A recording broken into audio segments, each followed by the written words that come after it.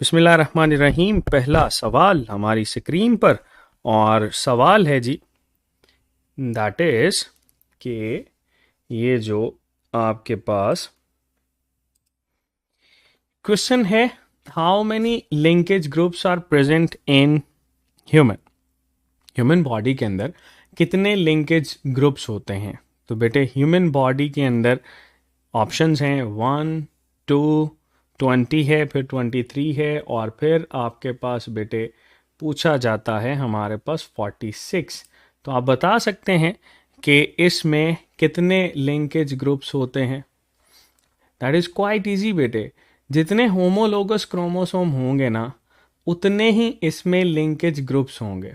तो हम लोग क्या पढ़ते हैं, कितने आपके पास होमोलोगस क्रोमोसोम होते हैं?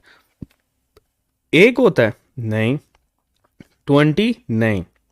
23 होमोलोगस क्रोमोसोम है, और इसमें बेटे हम ये कहते हैं कि 22 जो हैं ये आपके पास ऑटोसोमल क्रोमोसोम्स होते हैं, और इसमें एक पेयर जो होता है ये आपके पास सेक्स क्रोमोसोम के तौर पर जाना जाता है। तो आंसर आना चाहिए ऑप्शन सी। ऑप्शन डी जो है बेटे, ये भी हमारे पास जो है इसमें एलिमिनेट कर जाएगा।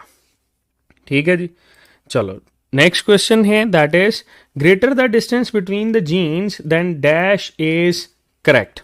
अच्छा, हम लोग ये पढ़ते हैं जितना ज़्यादा जीन्स के दरमियान डिस्टेंस ज़्यादा होगा ना, उतने ही ज़्यादा चांसेस होंगे उनके क्रॉसिंग ओवर के, या क्रॉसिंग ओवर की जगह पे हम ये भी लिख सकते हैं उनके सेपरेट होने के चांसेस ज़्यादा होंगे। तो ऑप्शन ए देखो, greater will be the chances of crossing over, बिल्कुल ठीक है। ऑप्शन बी है lesser will be the chances of crossing over, गलत है।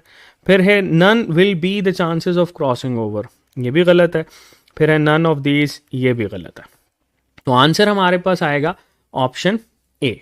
ठीक है जी, next question, if parental ratio is greater than the recombinant ratio then it will be refer to as dash linkage. हम लोगों ने बेटे पढ़ा था कि अगर हमारे पास पेरेंटल रेशो जो है वो ज़्यादा हो जाए, ठीक है, मतलब हम ये कहते हैं कि पेरेंटल रेशो जो है वो अगर हमारे पास ज़्यादा है एज कंपेयर टू रिकॉम्बिनेंट, तो हम क्या लेबल करेंगे? हम ये लेबल करते हैं कि आपके पास ये पार्शल लिंकेज को शो करता है, ठीक है, या इसको इनकम्प्लीट लिंकेज भी बोल रहे होते हैं। That is also refer to as incomplete linkage. ठीक है, कंप्लीट लिंकेज नहीं, टाइट लिंकेज और कंप्लीट लिंकेज दोनों एक ही चीज़ें हैं।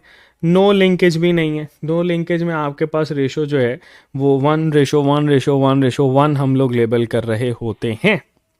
तो इसका आंसर हमारे पास है option A. Next one is chromosome 11 has dash genes on it. हाँ जी, क्रोमोसोम नंबर 11 पे हमारे पास कौन कौन से जीन्स हो सकते हैं? ऑप्शंस हैं leukaemia, albinism, sickle cell anaemia, या all of these are correct. तो याद रखिएगा, क्रोमोसोम नंबर 11 आपके पास ऑटोसोमल क्रोमोसोम है, इसके पास ल्यूकीमिया का भी जीन मौजूद होता है। ल्यूकीमिया किसको बोलते हैं? That is better refer to as blood cancer. ठीक है, इसके पास एल्बिनिज्म का जीन भी होता है, इसको एल्बिनो बोलते हैं, जिसमें स्किन के ऊपर बेटे कोई भी पिगमेंट प्रोड्यूस नहीं हो रहा होता। सिकल सेल एनीमिया का भी होता है, और अगर तीनों का है तो ऑप्शन डी बेटे हमारे पास सही होगी, दैट इज डेल्टा। ठीक है जी, नेक्स्ट है crossing over is observe during dash process. हाँ जी, किस प्रोसेस के दौरान क्रॉसिंग ओवर जो है वो हम लोग ऑब्जर्व कर रहे होते हैं? बहुत आसान सा, बहुत सहल सा सवाल है। तो माइटोसिस के दौरान तो बिल्कुल भी नहीं होती ना, मियोसिस हम लोग पढ़ते हैं, और मियोसिस को बेटे हम रिडक्शन डिवीजन जो है वो भी लेबल कर रहे होते हैं। That is also refer to as reduction division, यानी नंबर ऑफ क्रोमोसोम जो है वो आपके पास हाफ हो जाते हैं। तो मियोसिस इसका आंसर होना चाहिए। सिनगेमी नहीं है, और सिनगेमी जो है इसको हम लोग फर्टिलाइजेशन भी बोलते हैं, और ये बेटे आपके पास फ्यूजन ऑफ गैमीट्स के तौर पर जानी जाती है। ठीक है, तो ऑप्शन डेल्टा जो है वो भी आपके पास एलिमिनेट हो जाएगी। ओके।